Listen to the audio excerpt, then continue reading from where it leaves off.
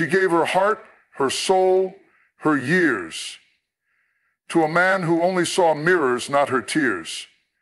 But let me tell you something, the storm didn't break her, it built her. This is not a story of defeat. This is a declaration of survival. When a woman loves a narcissist, she learns pain, but oh, she also learns power. Silent strength, hidden fire, and today that fire speaks. This is for every woman who's been gaslit, broken, dismissed, and doubted. The fire speaks to every woman who's been gaslit, broken, dismissed, and doubted. Your truth is your weapon, your scars are your crown. And this is your awakening. Emotional abuse doesn't define your worth. It never has, and it never will. When you're in a relationship with a narcissist, your sense of identity gets slowly dismantled. It doesn't happen all at once. It's subtle at first. A comment here, a cold glance there, a moment of silence used as a weapon. You begin to question if you're too sensitive, too dramatic, or not good enough. And that's exactly how the abuse works. It erodes your self-esteem so quietly, so gradually, that you don't even realize you've stopped recognizing yourself. You might remember a time when you were full of life, laughter, ideas, dreams. But living with a narcissist can strip those things away, making you feel like a shell of who you once were. Every achievement is diminished, every concern dismissed. You're blamed for their behavior, for their moods, for their choices. They twist your words until you don't trust your own voice. And before long, you begin to internalize their lies. You start thinking, maybe they're right. Maybe you are the problem.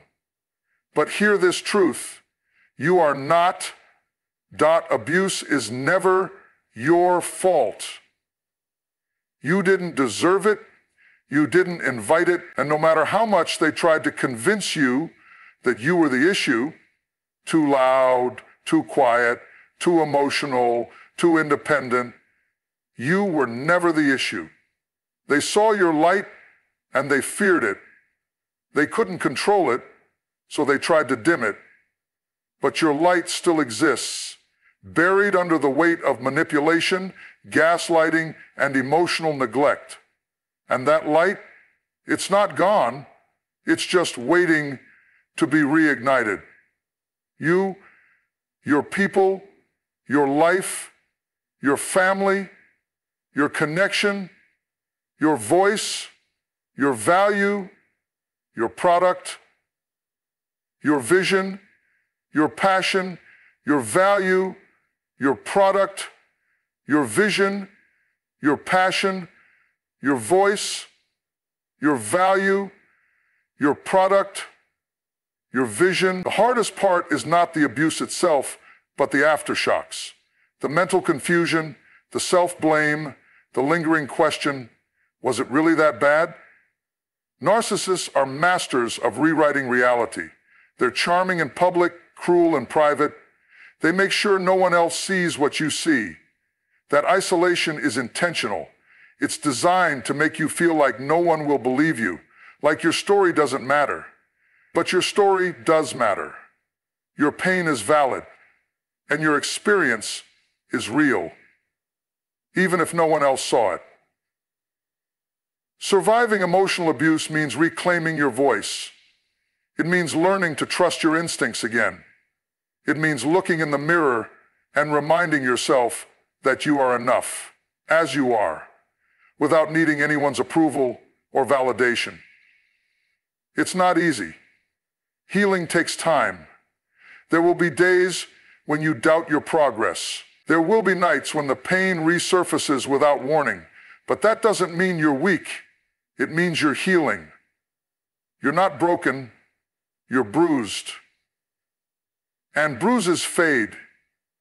Your worth isn't defined by someone who couldn't see it. Their inability to love you does not reflect your capacity to be loved. Their cruelty doesn't make you unlovable. What they fail to cherish in you is what someone else will one day value beyond measure, and more importantly, what you must learn to value again in yourself. You are not what happened to you. You are not the lies they told. You are not the labels they gave you. You are not the silence they used to punish you. You are something far greater than they could ever comprehend, resilient, radiant, and rising.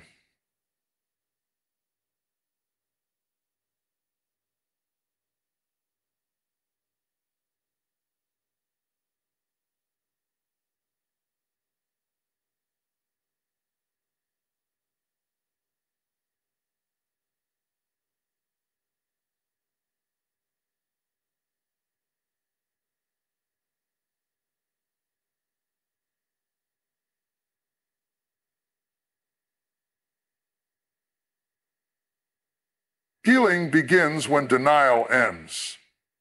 Denial is one of the most powerful forms of self-protection. It allows us to survive the unbearable, to stay afloat when the truth feels too heavy to carry. When you're in a relationship with a narcissist, denial can become a way of life. You convince yourself it's not that bad. You minimize the insults, the manipulation, the isolation. You justify the emotional outbursts. You hold on to the good moments, as rare as they are, like lifelines. You tell yourself, maybe it's just a phase, or they didn't mean it, or if I just try harder, things will get better. That's denial speaking, not weakness, but survival.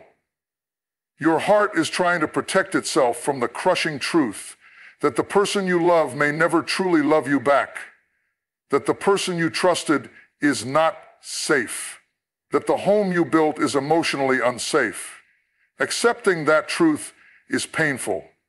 It means acknowledging that the dream you fought for, the marriage, the family, the future, was not what you imagined. And that loss, that grief, runs deep. But healing can't grow in denial. As long as you keep explaining away their abuse, you're stuck in a cycle that will only continue to drain you. Denial tells you to stay silent when your spirit is screaming. It convinces you to give one more chance, one more excuse, one more year of your life. It asks you to keep shrinking yourself to fit into their distorted version of love. And the longer you live in that space, the further you drift from your truth. Eventually, though, there comes a moment, sometimes sudden, sometimes slow, when something shifts. A word hits differently. An insult echoes louder. A silence lasts too long. And you begin to feel it, the disconnect between what you're experiencing and what you've convinced yourself is normal. That moment is terrifying, but it's also sacred, because that is the crack where the light starts to come in. When denial ends, clarity begins. And with clarity comes pain, but also power. You start to see the pattern, the manipulation, the gaslighting for what it truly is. You begin to realize that love is not supposed to feel like walking on eggshells. It's not supposed to be a battlefield of blame and confusion. You understand that what you were calling love was control. What you thought was passion was possession. What you defended as loyalty was fear. It's not easy to sit with that truth. It will hurt. You may cry for the version of yourself who didn't know better. You'll grieve the years spent hoping they would change. You'll wrestle with guilt, shame, and anger. All normal, all necessary. But in that space, something else will awaken. Your intuition, your inner voice, the part of you that always knew something wasn't right, the part that went quiet to keep the peace, the part that is now rising to reclaim your life. You'll start remembering who you were before the lies, before the manipulation, before the emotional roller coaster that kept you dizzy and doubting. You'll see that your empathy was exploited, not appreciated, that your strength was used against you, not celebrated. And you'll learn, slowly, painfully, beautifully, that you don't have to carry the weight of someone else's brokenness. Healing is messy, it's not linear. Some days you'll feel empowered, other days you'll feel lost. But you'll be real, you'll be honest, you'll be free from the fantasy. And that's where true transformation begins. Setting boundaries is not cruelty, it's survival. When you've spent years being conditioned to prioritize someone else's emotions over your own, setting a boundary can feel like an act of rebellion, especially when that person is a narcissist who has trained you to equate your silence with love, your compliance with loyalty. They've made it clear, directly or indirectly, that their needs come first, that your opinions are irrelevant unless they serve them, that your discomfort is a small price to pay for keeping the peace. Over time, you begin to believe that standing up for yourself is selfish, that saying no is wrong, that drawing a line is an act of cruelty. But the truth is, boundaries are not walls that shut people out. They are the fences that protect your peace. In a relationship with a narcissist, those fences are constantly torn down. Your time, your energy, your voice, your body, all slowly taken from you, piece by piece, until you don't recognize your own life. And yet every time you try to reclaim even a sliver of that space, they make you feel like you're the villain. They twist your assertion into an attack. They call you cold, distant, dramatic, disloyal. They weaponize your boundaries against you. You start to second-guess yourself. Was I too harsh? Am I being unreasonable? Should I just let it go? But the very fact that you're asking these questions means you've been manipulated to believe that self-respect is a crime. It's not. In fact, it's the beginning of your freedom. Setting a boundary isn't about punishment. It's about protection. Protection from emotional manipulation. Protection from psychological warfare. Protection from the slow erosion of your spirit. Narcissists don't respect boundaries because boundaries interfere with their control. They thrive in chaos, in blurred lines, in emotional dependency. The clearer you become about your needs, the more uncomfortable they get. They will push back. They may lash out. They will guilt trip, love bomb, or go silent. Not because you've done something wrong, but because you've done something right. You've disrupted their access to your energy. You've refused to be emotionally available on demand. You've stopped allowing their moods to dictate your day, and that terrifies them. It takes immense courage to enforce boundaries with someone who has trained you to doubt yourself. It means tolerating their anger without absorbing it. It means sitting with your own discomfort without folding back into old patterns. It means reminding yourself again and again that you have the right to feel safe in your own life. That your worth isn't measured by how much pain you're willing to endure for someone else's comfort. That no is a full sentence. And you don't owe anyone an explanation for protecting your peace. You'll likely feel guilty at first. That's normal. That guilt is a byproduct of conditioning, not a reflection of wrongdoing. You're not hurting anyone by saying you deserve respect. You're not cruel for saying, I won't accept this behavior anymore. And you are very much alone. You are not alone. You are very much separate from all sources of suffering. You are not alone.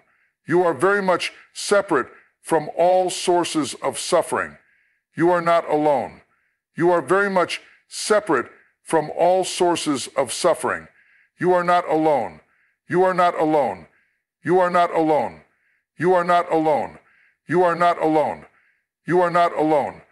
You are not alone. What's cruel is asking someone to betray themselves just to keep a toxic relationship alive. What's cruel is expecting someone to give and give until there's nothing left. And what's necessary is saying, enough. Boundaries teach others how to treat you. But more importantly, they teach you how to treat yourself. They are acts of self-love. They are declarations that you matter, that your needs are valid, that your space, your time, your mind, your heart are not up for negotiation. You don't have to yell to be firm. You don't have to explain to be clear. You don't have to justify to take up space. And the moment you start setting boundaries, the healing begins, not just from others, but from all the ways you've abandoned yourself to survive. You can rise stronger from what tried to destroy you. There are moments in life when you feel like everything you believed in has collapsed beneath your feet. When you've given your love, your loyalty, your trust, and all of it was weaponized against you. Living with a narcissist doesn't just leave you bruised, it leaves you questioning your reality, your decisions, your very self. You spend nights trying to piece together where you went wrong, trying to understand why someone who claimed to love you would treat you like you were disposable. And it's in those moments, in the aftermath of the emotional wreckage, that something deeper begins to stir. A flicker, a whisper, a pull toward something more. Because the truth is, what was meant to break you can also build you. Not in a cliché, not in a tidy fairy tale, but in the real, raw way that pain births power. See, surviving a narcissist is not just about walking away. It's about walking back into yourself, re-entering your own skin, reclaiming the pieces of you that were chipped away slowly, quietly, until you didn't even notice they were gone. There's a strength that comes from being shattered and still choosing to stand. A kind of resilience that isn't loud, but unshakable. It grows in silence, in solitude, in those long, hard nights when no one is clapping for you, but you choose to keep breathing anyway. When you no longer need validation to keep going. When your healing becomes less about proving something to the world and more about coming home to yourself. You may not have chosen the pain, but you can choose what to do with it. That choice is where the transformation begins. You learn to recognize the patterns, to call out the lies, to trust your intuition again. You start hearing your voice, the one that was silenced for so long, and instead of doubting it, you begin to honor it. You stop shrinking to make others comfortable, you stop apologizing for taking up space, and little by little you realize you're no longer surviving, you're rising. That rise doesn't mean the pain disappears. It doesn't mean you forget what happened. It means you learn to carry it differently, not as a burden, but as a lesson. Not as a curse, but as a crown, because every tear you cried taught you what you won't accept again. Every time you were gaslit, you learned to trust your gut. Every silent treatment reminded you that real love never plays games. And every time you were made to feel small, you learned how powerful your presence truly is. And here's what's most important. Strength doesn't mean being unbreakable. It means being breakable and still choosing to rise. It means being vulnerable and still choosing to show up. It means having scars and still choosing to love yourself. You are not weak because you stayed too long, you were loyal. You are not foolish because you believed their words. You were hopeful. You are not broken because they couldn't love you. You were brave enough to love deeply. Now you get to take that bravery and turn it inward, to heal, to rebuild, to rewrite your story. You get to decide who you become on the other side of betrayal. You get to decide who you become on the other side of betrayal. You get to craft a life that no longer centers on someone else's dysfunction, but radiates from your own clarity and purpose. The version of you that survived the storm is already stronger than the one who entered it. And as you rise, scarred but not defeated, you begin to understand you weren't destroyed. You were refine,